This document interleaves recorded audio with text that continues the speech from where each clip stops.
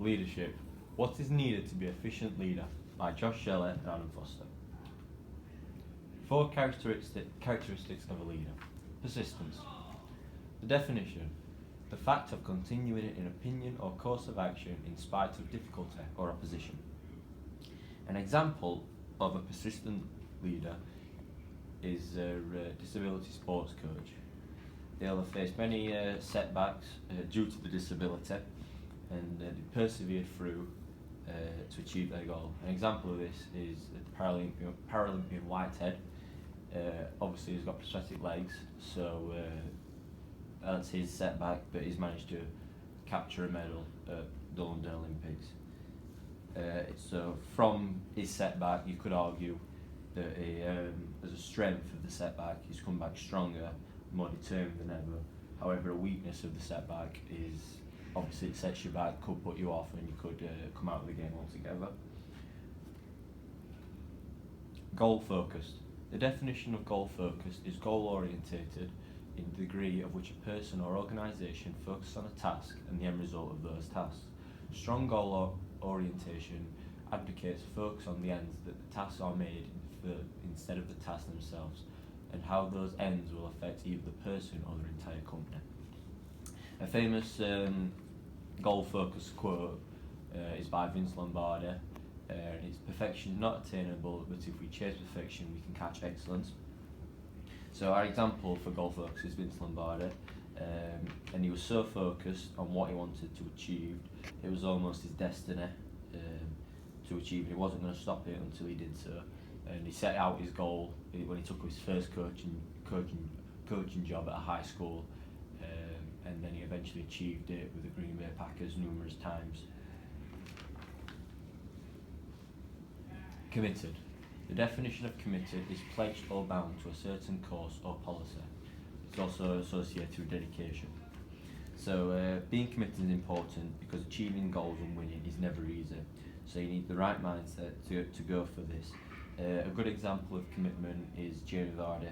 He was shut out by Sheffield Wednesday at the age of 16, so he had to drop down into non-league, play for Stockbridge Park Steels, and he eventually reached his goal by getting a cap for England, winning the Premier League, and he's playing in the Champions League and playing professional football full time.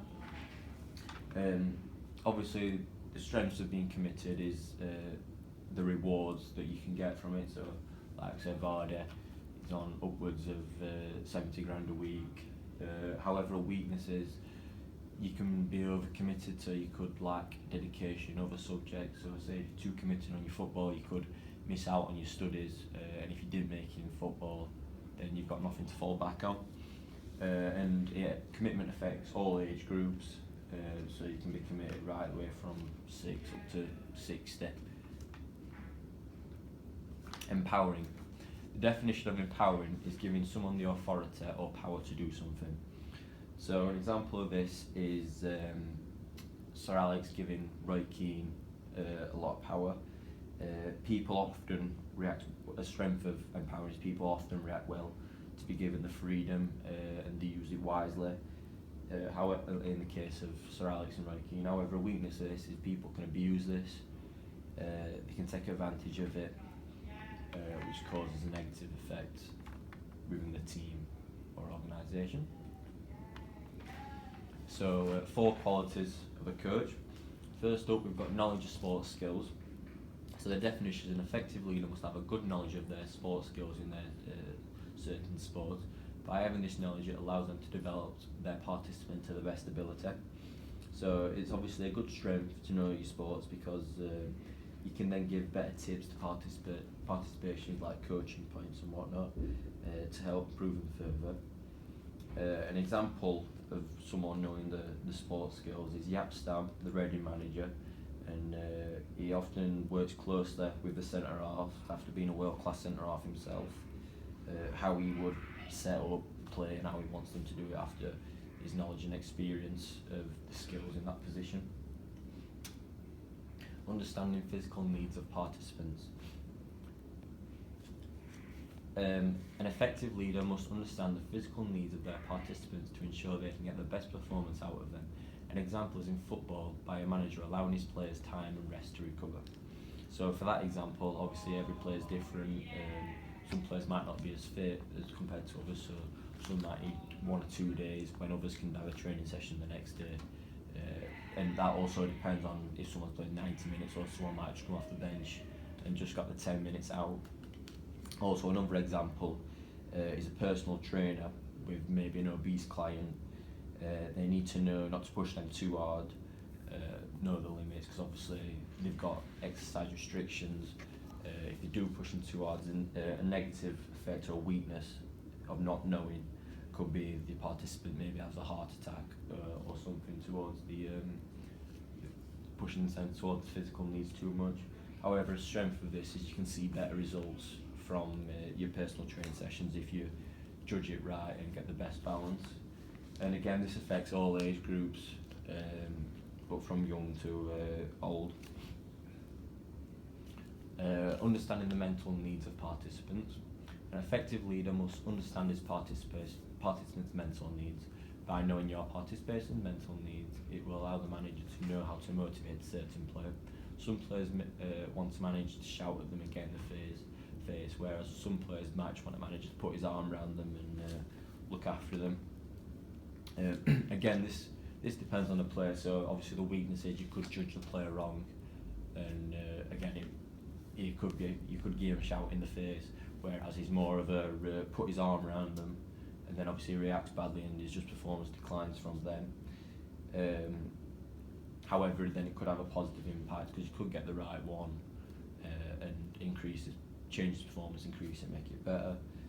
Another example is if you're working with disabled children, a teacher is obviously going to have to spend more attention to the disabled children because obviously they need it more than maybe more abled children, especially in sport.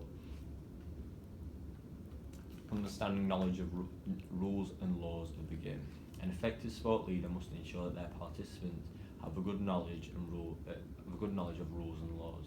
An example of this is the offside rule in football. If a team doesn't understand it, it will cause them to concede more goals.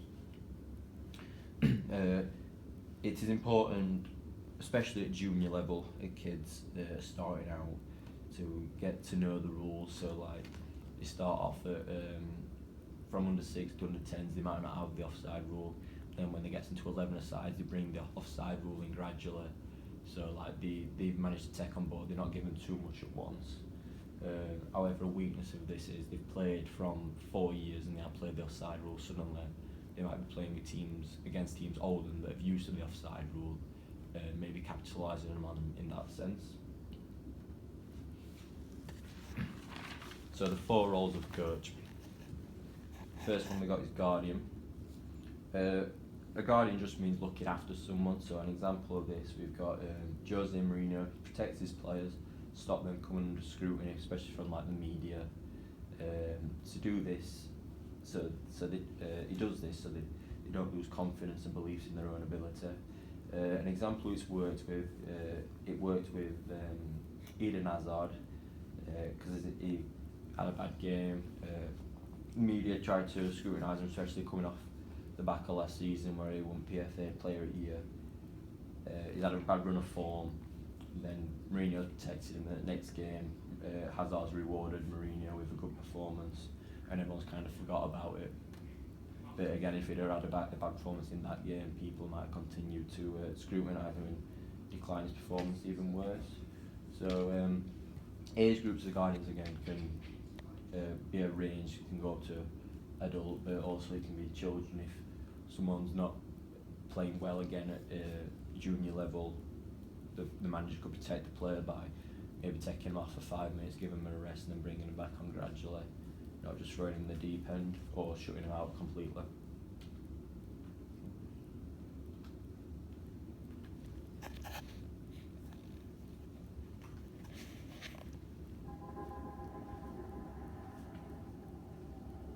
I don't know what to say, really. 3 minutes to the biggest battle of our professional lives. All comes down to today. I eat it, we heal as a team, we're going to crumble. Inch by inch, play by play, till we're finished. We're in hell right now, gentlemen. Believe me. And we can stay here, get the shit kicked out of us, or we can fight our way back into the light. We can climb out of hell. 1 inch at a time. Now, I can't do it for you. I'm too old. I look around, I see these young faces, and I think, I made every wrong choice a middle-aged man can make. I pissed away all my money, believe it or not. I chased off anyone who's ever loved me. And lately, I can't even stand the face I see in the mirror. You know, when you get old in life, things get taken from you. I mean, that's part of life. But you only learn that when you start losing stuff. You find out life's this game of inches. So is football. Because in either game, life or football, the margin for error is so small. I mean, 1/2 step too late or too early, and you don't quite make it. 1/2 second too slow, too fast, you don't quite catch it. The inches we need are everywhere around us. Hell yeah. They're in every break of the game, every minute, every second. On this team, we fight for that inch. On this team, we tear ourselves and everyone else around us to pieces for that inch. We claw with our fingernails for that inch. Because we know when we add up all those inches, that's gonna make the fucking difference between winning and losing.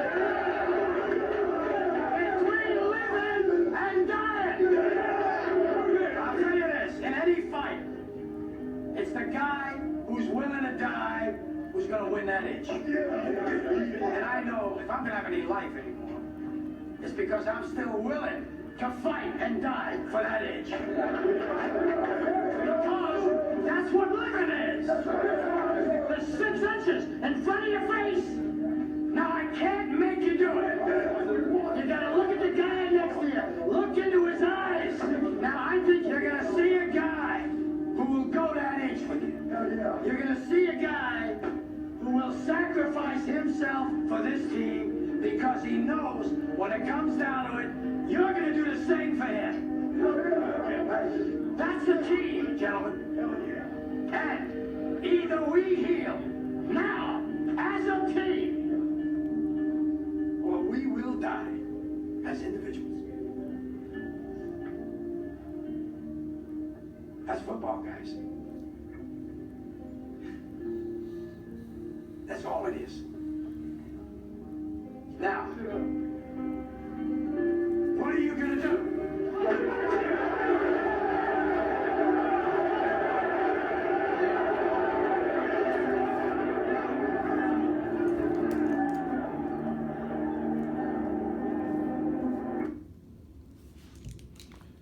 So in that speech, it were Al Pacino in film Any Given Sunday. He gives the speech at half time after a poor performance in the first half, and to get the players to pick up the game and eventually go on to win the championship. His speech is an extremely powerful and moving speech. This also links into the mental needs factor, as he's not necessarily having a go at his players, he's more motivating, kind of giving an arm around them. He's not picking out, singling out any players or anything. So again, he's understanding the mental needs of his players, as we previously mentioned. Like I said, they go on to win the championship, so that's a strength. You can motivate any age group. Obviously, there's different motivation techniques. Sometimes, if you're working with children, maybe certificates, medals, or prizes, it'd motivate them better. But more you're adults, you're talking money, speeches that we've previously mentioned, maybe even fame to get people going.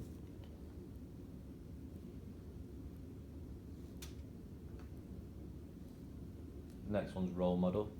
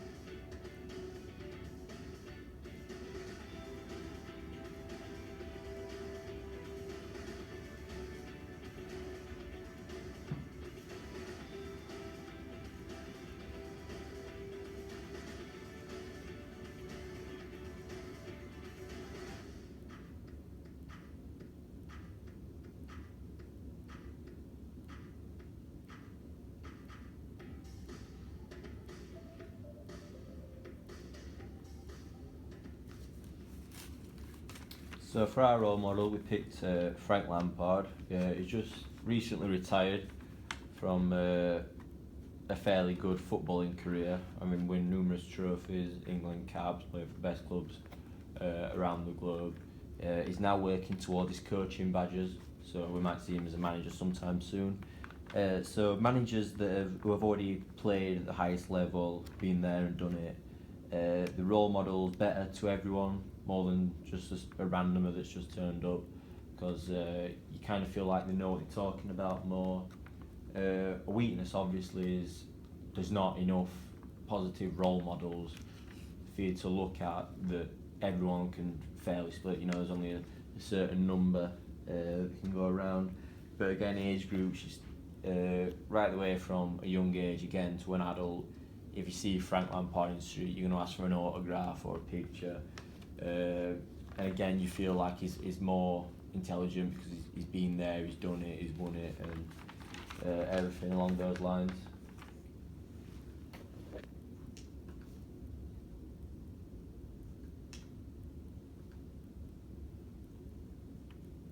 So this is organiser.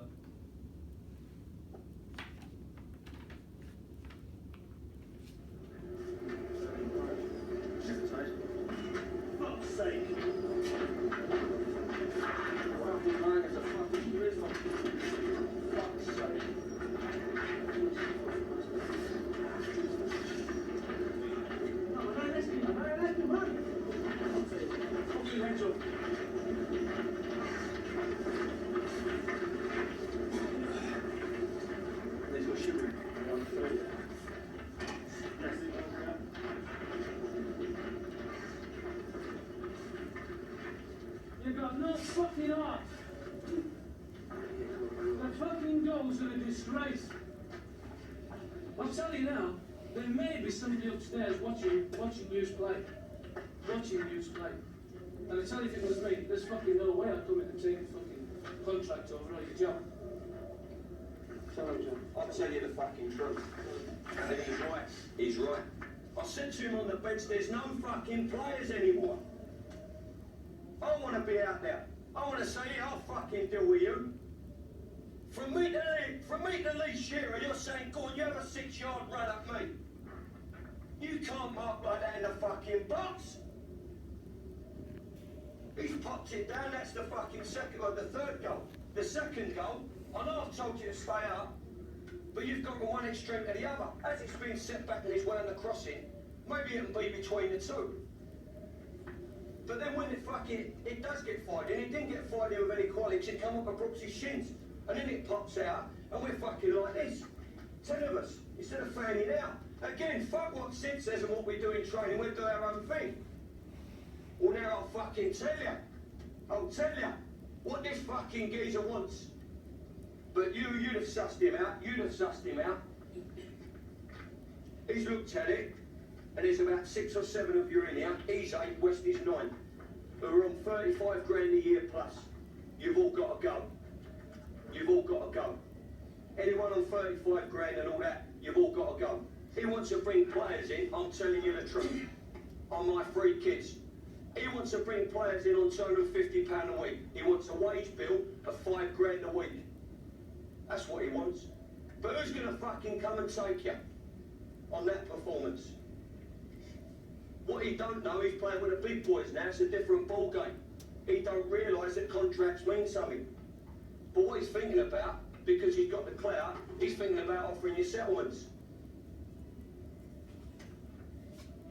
That's what he's thinking. And I'm beginning to think, I said to him on the bell, I'll hold my hands up. I'm beginning to think the geezer's right. Because I know that if Shearer was in a kit, you'd fucking be off. I know that if Wilkie was in a kit, you'd be off. Because I'd get more out of them fucking kids. Bellamy's holding the back four together.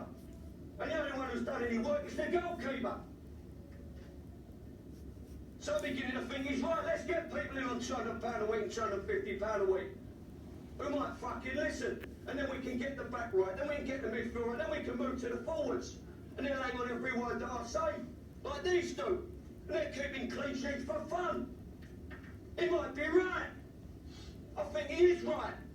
Because none of you except for those two have done anything to justify the fucking money that you earn. None of you. You're a fucking disgrace. Fuck the technical shit. It's down to this. It's down to this. I can hear a man in there with a voice like mine Monday. It means something to him. He's fucking scored, they're winning 2-0, and he's chased him 40 yards to get underneath him and win a ball. Who's matched them for that? No one. No one. You ain't laid a ball on Taylor. I said to you, at least affect his control. I'm affecting him, he's 35. And you don't listen. It's like fucking shadow play. In the words of Graham Taylor at fucking Crewe, when he was Aston Villa manager, you got us in this fucking mess, now you get us out of it. That's what I'm saying. I'm finished. No more to be said. Fuck off out on the pitch, the lot of you. Go on, get out. Come on, Ed, come on. Get out. Get fucking good, Ed.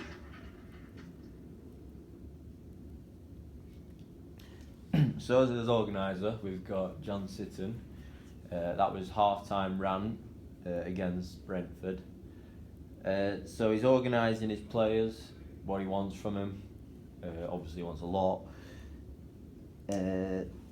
He's doing this to help out his team, put him in the best position he feels to win, or at least compete or go down with a bit of dignity. I assume he's done his pre-match organisation as well, which they haven't followed. When he mentioned they hadn't listened, so he's done his research, and then he's also tried to change it at half time when he feels it's not going right.